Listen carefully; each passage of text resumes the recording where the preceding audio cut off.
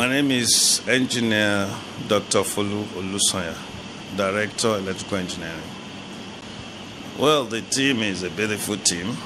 A new thing means that a new thing is going to happen to as many who avail themselves at the program and be blessed by God. It means definitely they'll roll into the new year to witness new miracles, new breakthroughs, and all the like. And we know that putting such an event together is a huge ton of work, logistics and everything, particularly with the electrical department.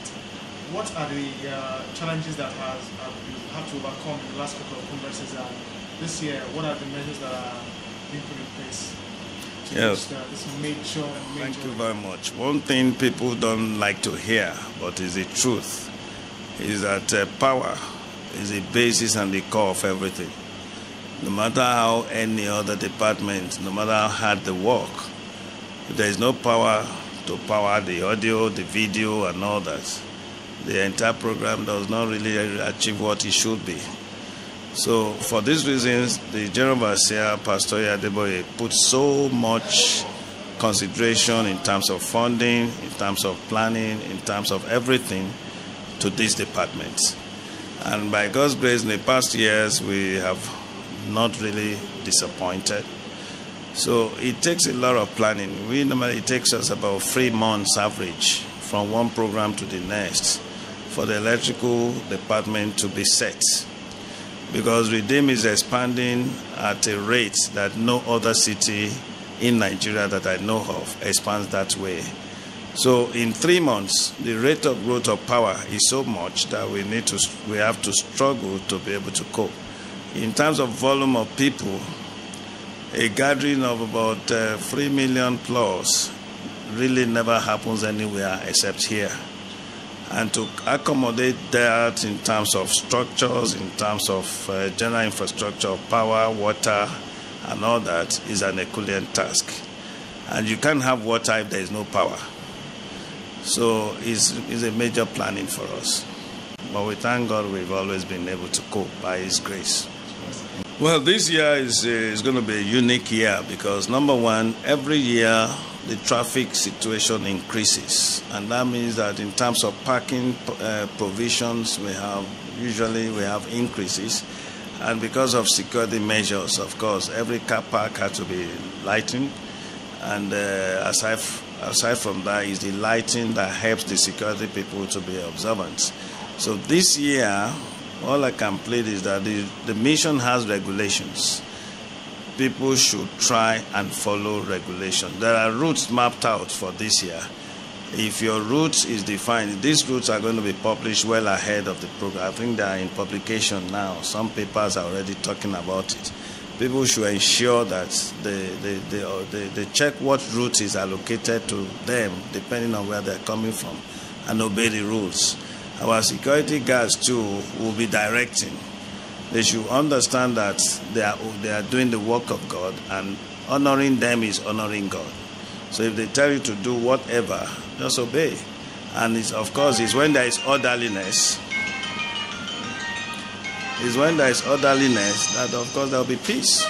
So that's all I can advise. And I know that the mission has made large provisions for car parks and all this stuff. So it will accommodate people if they are orderly, both in the exit and in the income. From about a year and a half now, because of irregularity in public power supply, the mission decided to go on self-generation, and they challenged the department to find solutions to this. We came up with the idea of self-generation using turbine. We got what we call Turbomac turbines. The second one has just come. Each one 5.2 megawatts, making about 11 or 10.4 megawatts.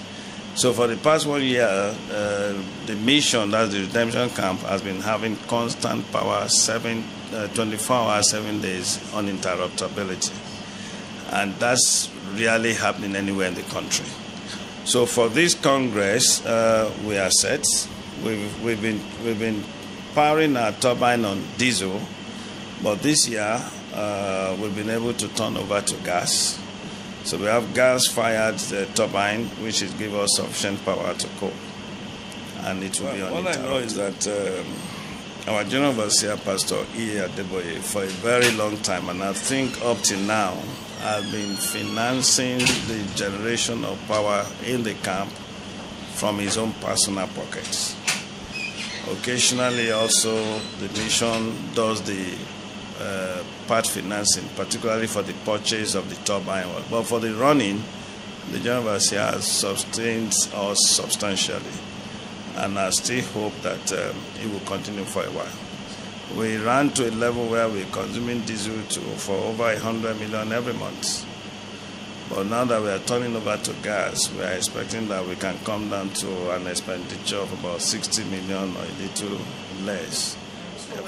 Sometimes people sometimes don't understand the challenges peculiar to the power generation, self-power generation of the camp. So when new structures come up, there's usually a need to also provide for those people. How have you been able to cope with that challenge of waking up one morning and seeing that one structure has come up maybe somewhere on the east part of the camp or the west part of the camp? Yes, we have a system whereby we constantly monitor the growth. The structures that are coming on, mission development as it's expanding and all that. And we have a projection. That's why if you visit our generating stations, we have room for free number turbines, and as the load is growing, we are increasing the turbine. Like I told you, our second turbine just arrived. We are hoping to commence installation on Monday. That's coming Monday. I'm not sure it will be ready for this Congress, but obviously it will be ready before the end of the month. So, and as soon as the capacity grows to the second, we, of course, before then, we bring in a third.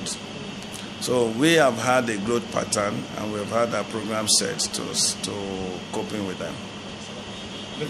God is your strength. We know that it's going to be from glory to glory. Amen. Thank you once again. Thank you very much. Thank you very much. You're welcome.